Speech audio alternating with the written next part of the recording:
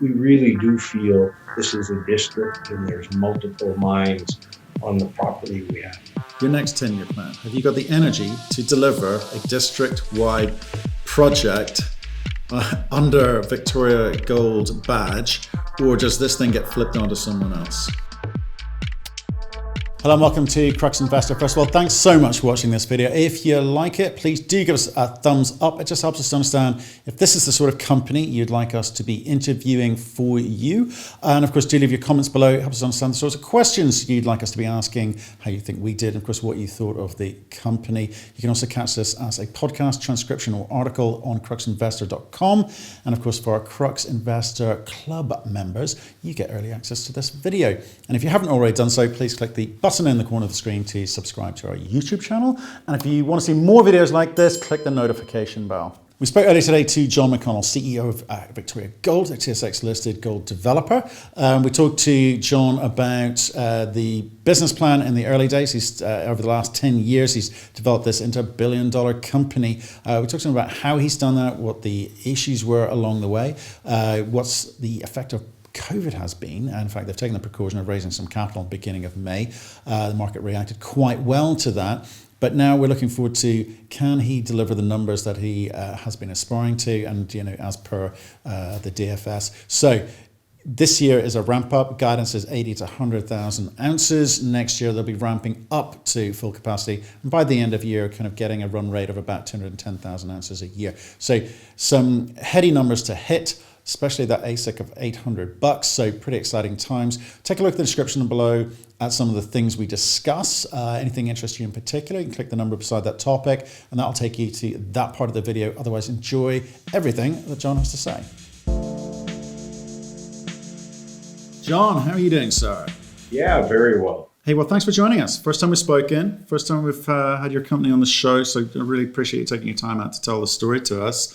So where are you holed up at the moment? Yeah, I'm in Vancouver, my home office here.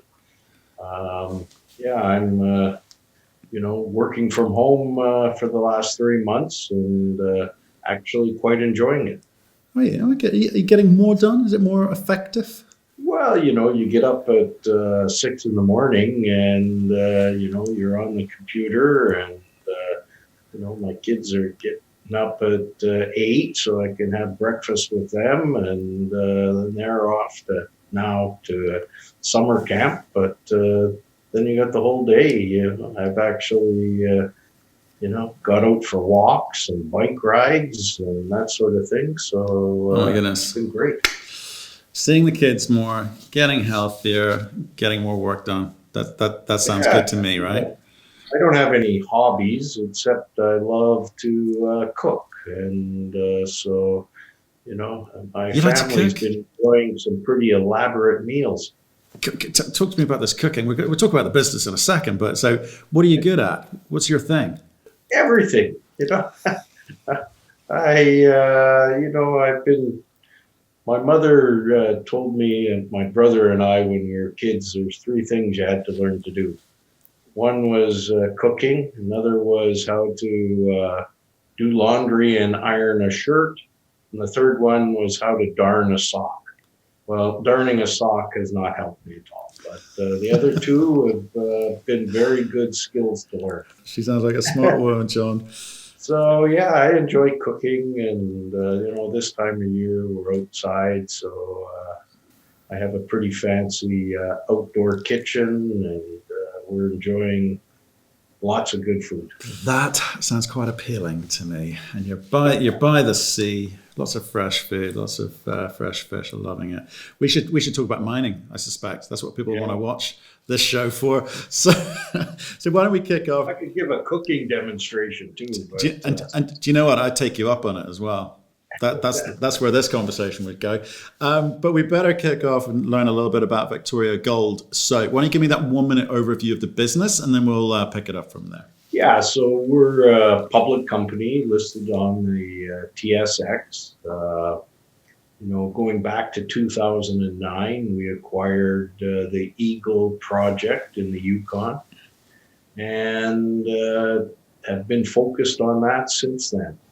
Over a 10-year period, we did the exploration, the infill drilling, the various, environmental studies, worked our way through the Yukon permitting process, and then went into construction. And here we are, plus 11 years later, reaping the benefits of an operating gold mine when gold prices are peaking.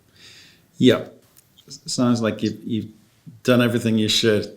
10 year to production seems to be the rule.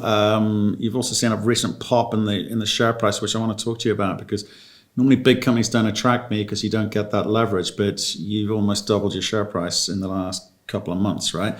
But we're gonna get onto that.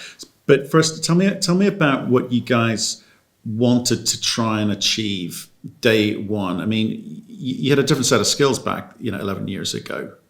So tell me about your background, first of all. Maybe start with that. Sure. Well, I'm a mining engineer, graduate of the Colorado School of Mines.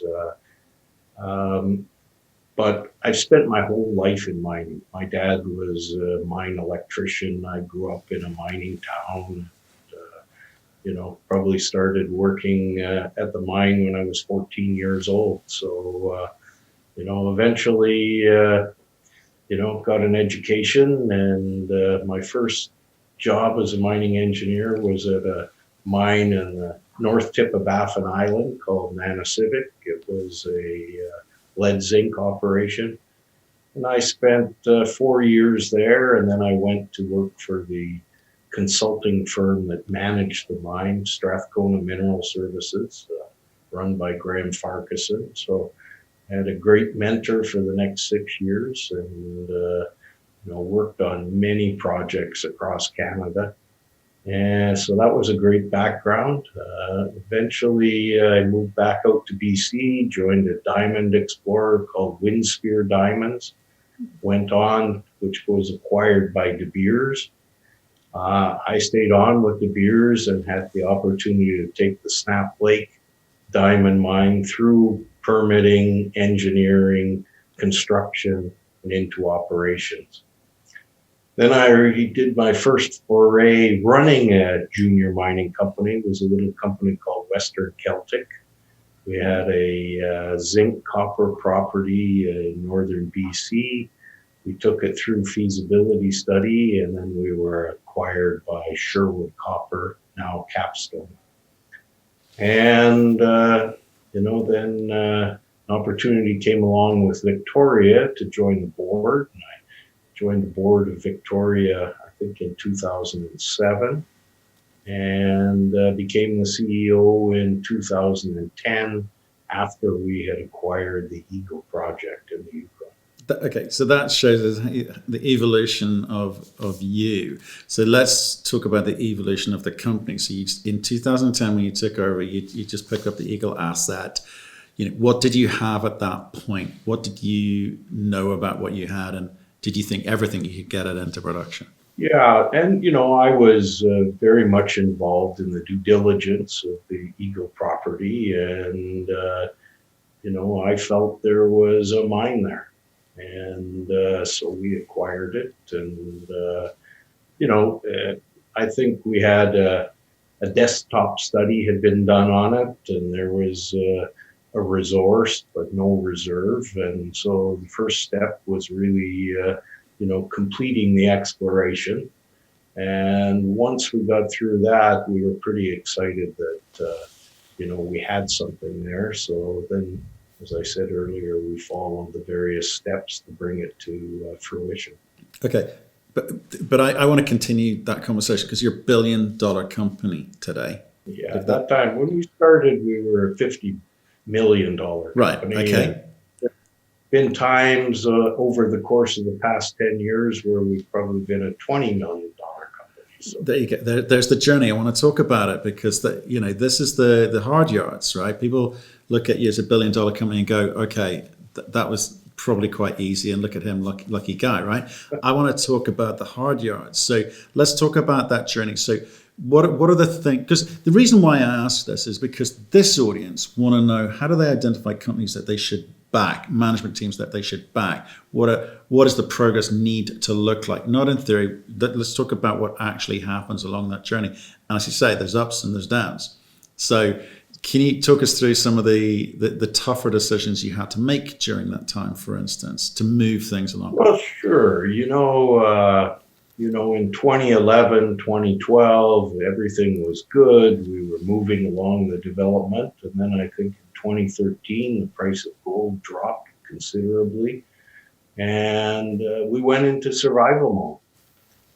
We had to lay off some very good people, which is, always difficult. But we went down to a real skeleton team of people and, basically focused on the permitting, but weren't spending any money in the field.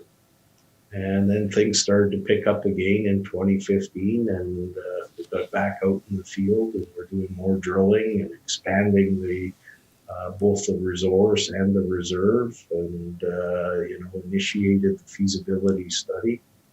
So, and then come 2017, we started to look at options to finance the project. Eventually got there late in 2017, early 2018, and then pulled the trigger on construction in March of 2018. But during that, you're kind of very casually talking about the time frame there. But when you're kind of running on vapor, the market's not interested, and they're not listening to you, and you're trying to raise capital, that's a tough environment. So, I mean, what do you do to survive? Yeah, one of the things we did, and this goes back to 2011, we had acquired Eagle in the Yukon, and we decided that was going to be our focus. And we also had a number of assets in Nevada, that had come with acquisitions of Gateway Gold and Strata Gold. And so once we made the decision to focus in 2010, we decided to sell off everything else. And we actually realized close to $65 million in cash in 2011 for those assets. And you'll recall 2011 was a pretty good year. So, we sold assets to Barrick, we sold assets to Premier Gold, but all of them were conditional on receiving cash. We didn't want stock in another junior. So then we took that 65, million that we raised through sale of assets and plowed that into the development of Eagle. And, and I think you said, 10 years is kind of the norm now for, moving a project to a construction decision. What people don't really know is that the cost is close to $150 million. So, that's the hard part. And if we hadn't had those assets in Nevada that we could sell and realize real cash for, we wouldn't have been able to do it. No, for sure. I mean, that's a big chunk of change to be able to get the ball rolling, to get enough data, to get enough information into the market to be able to have proper conversations. So what were you able to do with your 65 million, and what did that enable you to do? So it allowed us to do the infill drilling, and was needed, and so move from a resource to a reserve, then do the feasibility study. So that was the big difference there. Right. Okay. I think that's where a lot of junior miners get to a resource, and then they rely on being taken out by a major to do that next stage. And we were able to do it ourselves. Did you ever consider doing that, taking that option? Yeah, we entertained groups and talked to them, but we really felt the way to create shareholder value was if we could take it through to production. Yeah, and again, this fascinates me, this kind of conversation, because not many people, take it the whole way through, first of all, okay? And those that kind of get to a resource, they're kind of at the end of their skill set sometimes, in which go, well, we're kind of run out of ideas here. And capital, quite frankly. And then it's a case of the waiting game and saying, hopefully someone will come along. And it's, that's a difficult period. But for you, because you had the 65 million from realizing assets in a peak, actually, was that, again, when you decided to sell, did you go, well, the gold hasn't been like this for so long, it ain't going to get better than this, we think we know what we've got, we'll take the cash, as you said, rather than shares? Was that ever across your mind to say, well, maybe we're just giving up too much value here for these things? Certainly that debate, at the board level and at the management level. But, at that time we had probably 8 different projects. And, when I'm a mining engineer, I want to build something. I'm not, an explorer. So it was, let's get focused here, guys. And, this is an opportune time to sell off these Nevada assets. I mean, our exploration team hated me. They didn't want to let any of these go. But, you gotta focus and, But that's exactly. But that's what I'm talking about. These are the difficult decisions that and hindsight, you can look back and go, I got that right, I got it wrong. So here's a question for you: did any of the assets that you sell off ever become anything? They're slowly, still being explored, and I'll use, Cove McCoy as the example. We sold that to Premier Gold. So that's 10 years ago now. I'm not sure they're any further along than we were in terms of getting permits and developing the asset. We sold a property to Barrick, and I think we sold it for $20 million in cash, but they really wanted it for infrastructure. It was adjacent to one of the mines they were developing it. So, was it a good deal for them? You'd have to ask them, but I think it was a very good deal for them because it gave them the ability to, I think they started their decline for one of their mines from that property. Okay. So at least you haven't had to look back and regret any of the decisions you've made. So that's good news. So and some of the assets, we've kept a royalty on. So if something is found there, we'll benefit from having the royalty. I think Banyan Gold's a good example of that. Their flagship asset was Ormac. That was a property we vended to them, but we kept a royalty on it. Okay. So you've got a few levers there. Okay, so the exploration development phase is what it is, and we say there's lots of companies stall at this point. You had the advantage of this cash reserve to kind of give you an accelerated approach to how you dealt with your assets. Now comes the, I think, really interesting and difficult phase for building a company. So this isn't an exercise of me kind of grilling you. This is more a learning exercise. And I think for investors to learn about the processes, the thought process, and possibly for some CEOs to go, well, this is possibly how I do it. But with this phase comes the need for finance and the ability to be able to raise capital cheaply and to be able to deploy it effectively. Okay, so it's a whole different set of problems. What you've got under the ground. What you're now doing is saying, how do I get it out of the ground economically, and what do I need to put in place? Right. So had you built a mine before? Yeah, I built the Snap Lake diamond mine, and when I joined Nanisivik at the mine on the north tip of Baffin Island, I came in just as they were starting up. So saw the issues around construction and Arctic environments. So, and then Snap Lake, I took it right through. So right, okay. So you had learned on someone else's dime. There's some of the things that could go wrong, and that's what you're applying here, which is great for your current shareholders. But talk to me about the financing side of things, because it's complicated. The numbers get big, the costs get big. And there's a period of time where there's no revenue coming in. So you've got to negotiate the best possible deal. So what I understand some of the debt position at the moment, but talk to me when you first started off. I mean, how many versions of this current debt have we got? Yeah, so I can't take credit for the financing.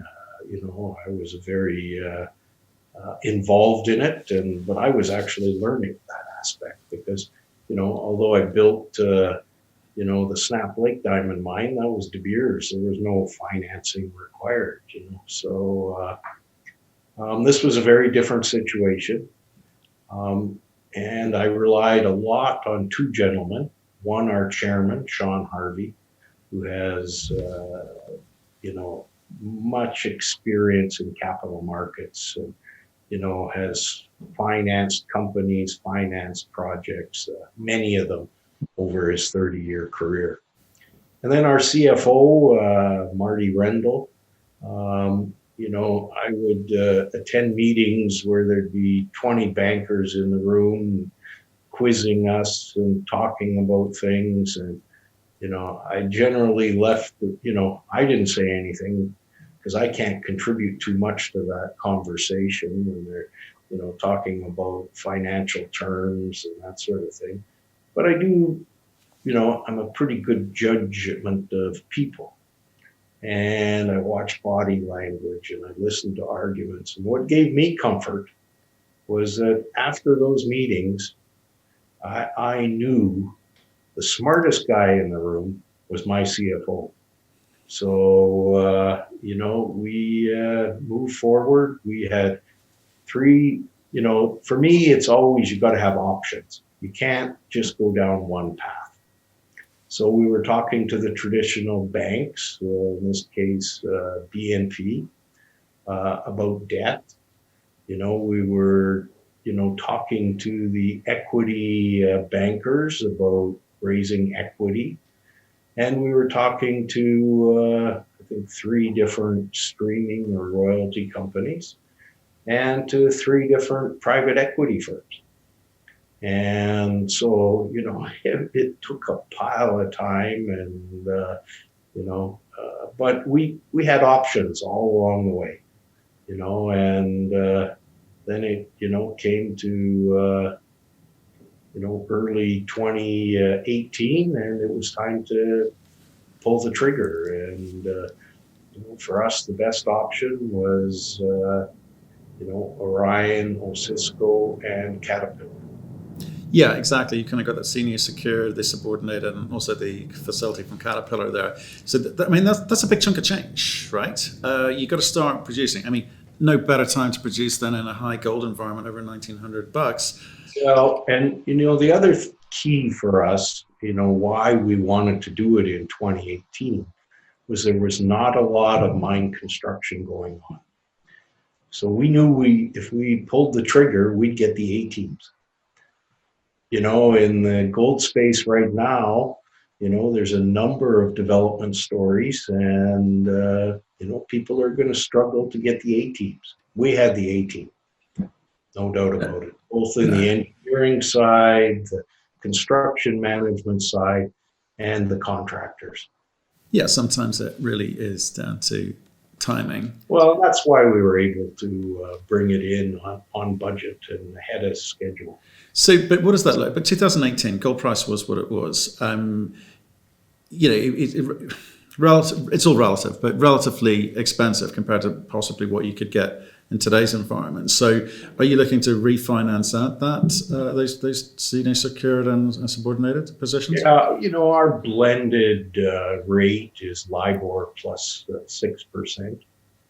We have 3 facilities and they're all a little different, but blended, it's LIBOR. So, what's LIBOR these days? 1%. So, it's not actually that bad, but we have started the process of refinancing, and we would like to, refinance the entire package. One of the nice issues, a Hollywood problem, is that at current gold prices, we pay back the debt so quickly that at a certain point, you have to ask yourself, is it worth refinancing? because, I estimate it'll cost us $1 million to refinance. And that's not in penalty fees or anything. It's in, more banker fees, lawyers, independent engineers. But it would probably cost us in the order of $1 million to refinance. And, or do we just focus on paying down the debt as quickly as possible? Cost of current setup versus that.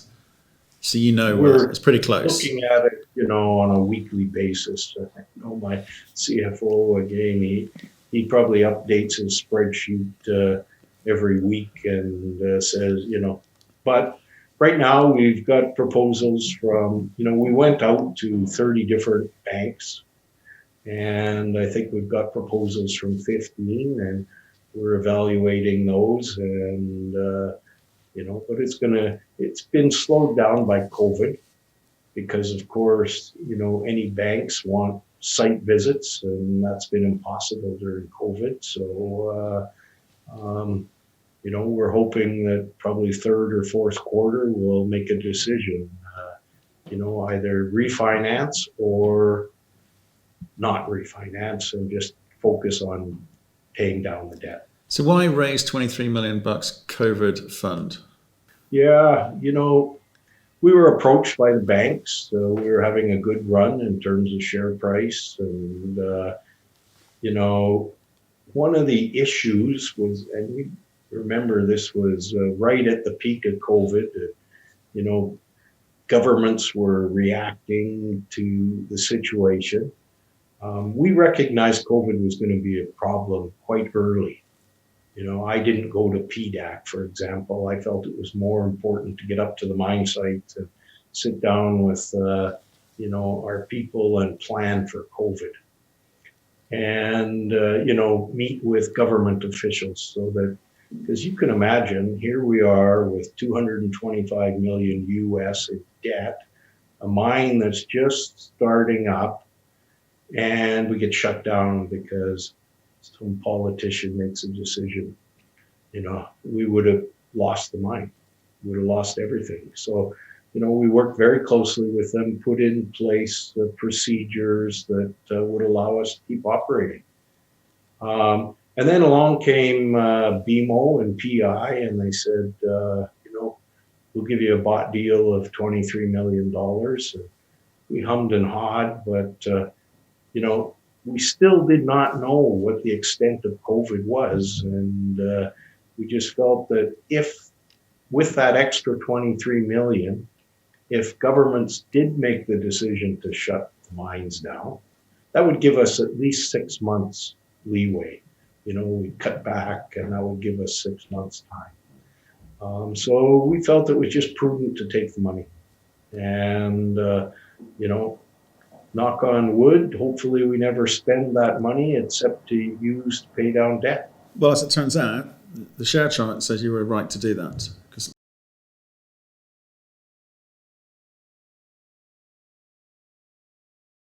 I think it took the risk. I think people felt there was that risk for us, and we removed it by adding that 23 million to our treasury. I think it's as simple as that. I think so. Well, it's certainly helped by gold price. Let's not kid ourselves. Okay. Maybe. I think a lot of people have seen their share price rise, perhaps undeservedly, just based on price of gold, not necessarily because of what they've done. But look, let's talk about what you've got and what you've got to be able to do for the rest of this year, because you have achieved production, right? But what we would like to understand is, how quickly does that ramp up? When do you, because you talk about, getting into full production, but you don't give a timeline on this. So can you sort of paint a picture of how quickly you think you can move things forward, obviously given COVID restrictions, etc.? I think there's a couple things there. Sure, COVID has been very costly, and, don't underestimate the impacts of COVID. And, I talked to many of my colleagues at operations around the world. I have a very good friend, Graham Clow, who runs RPA Consulting, and they do work for many companies. And, they're seeing production problems everywhere, higher costs. So COVID is very hard on people, particularly when you're in a fly-in, fly-out situation. And, the guys are away for 4 weeks at a time, and their wives are on the phone crying because they're scared. And, it's tough. So, I don't think anybody should underestimate the impacts of COVID on any mining operation. The other second thing that impacts us is we're a heap leach operation. And, you do all the test work you can ahead of time, and you make estimates about, the recovery and, more importantly, the cycle time for recovery. And we've always known we have a long cycle time. So, to achieve recovery takes, probably total cycles 150 days. And then there's factors involved like rock type, crush size, rainfall. We've had an extremely wet couple weeks on the site, and that dilutes the cyanide. So, you're always catching up a little bit. In the end, we like rain because you've got to saturate the ore, but, it takes a little time to catch up with the cyanide concentration. So, we've guided the market that we'll produce between 85 and 100,000 ounces in H2. We're just about through July, and we're, feeling quite confident that we'll achieve that target. Full production for us is over 200,000 per year. So, we haven't provided any guidance for 2021 yet, but, I think we'll be at the full run rate of 210,000 ounces per year in 2021. But towards the end, you'll start that rate towards the end of that year. And also importantly, is that's when we achieve the all-in sustaining cost that we've projected. Well, that's where I want to get to. I want to get to the process between, obviously, what you think you're going to be able to do this year. 80 to 100 ounces is great, and you showing the market a route to market, as it were. The process is there, the recovery rates are there, the metallurgy, etc. That's all good stuff. But I guess what they're looking to try and get a sense of, and I'm sensing that you don't know it yet, is how do you get to that point where you understand what the AISC actually is? How do you get to the point when you know you're at full run rate? Is it second half next year? Yeah, by the end of the year. Right, towards the end of the year. We've also guided, provided guidance that, our all-in sustaining will be somewhere between 950 and, 1100 for the balance of this year. And, it's probably somewhere closer to 1100 in July, August, and, November, December, it's closer to the lower number. Right, okay. And then it's just this case of, this is obviously a big bulk operation here. You know what you've got ahead of you. You're also doing some drilling. You're trying to work out what else you've got, right? Well, we had some very encouraging results last year. One of our high priority targets was always an area called Nugget. It's another large granodiorite intrusive out to the east. Has very similar characteristics to the Eagle granodiorite intrusive. So we built a road out there in 2019. We did a bunch of trenching. Our geologists love to trench so that they can actually see something and, get to understand the geology before we drill. And they also do a lot of geochem sampling. So we built a road out. We did some trenching. The first trench result was spectacular. I think it was like 150 meters of, 3.5 grams or something like that. So that got us excited. We got a drill in, and we drilled 9 holes before the weather got too cold. And again, had many multi-gram intercepts right from surface. When you consider Eagle is, 0.63 grams life of mine, that got our attention. So we had planned to be back out there April of this year, but because of COVID restrictions, we delayed the start of the program until July. And we're now operating there with 3 drills running and a couple excavators doing more trenching. And, we'll start to see some results from there probably early September. Okay. I mean, that sounds like it could be quite exciting for you, because that changes the grade potential of what you've got. Well, the grade potential, and, also, even if you go back to 2009 when we were, or 2008 when we were doing our due diligence on Eagle, we felt this was a district, that there was potential for multiple deposits. We focused on Eagle, but it was always the plan that, let's get out, and, we've got, I think, 12 different high priority targets based on airborne geophysics and ground geochem work. So Eagle is one of them, Nugget is one of them. So, this year we'll focus on Nugget, and then we'll slowly work our way through all of them. But we really do feel this is a district and there's multiple mines on the property we have. Okay. Our property size is 550 square kilometers. So a huge land position in the Yukon. So, all right. If you get, by the end of next year, up to your run rate, if gold stays where it is, you are paying down that debt pretty damn sharp, right? That's happening. Yep. Okay. And then you'll be producing cash, and then you become another mid-tier-ish, getting there, producer, throwing off cash in a positive gold environment. If you've got a district-wide potential to this land package, you told me at the beginning, you knew at the start you were going to get this into production. You had a plan. That's a 10-year plan. Your next 10-year plan, have you got the energy to deliver a district-wide project under Victoria Gold badge, or does this thing get flipped onto someone else? Well, our plan is that we build another mid-tier mining company. I own a lot of shares of the company. I own almost 1% of the shares. So, I don't really get to make that decision. If somebody comes along, our largest shareholder is Orion. They're about 42%. If somebody offers Orion $30 a share for Victoria, I think they'd take it, and I'd be looking for a new job. Even if this thing's throwing off cash, and you don't think you can persuade Orion of the potential of what you see in front of you? Exactly. But, they're businessmen.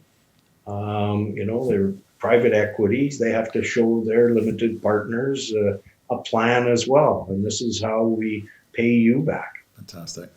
John, that sounds like a very exciting year ahead of you. You've got a lot to deliver by the end of next year. See hit those numbers that people are talking about, that AISC of below 800, and start, paying down that debt as well.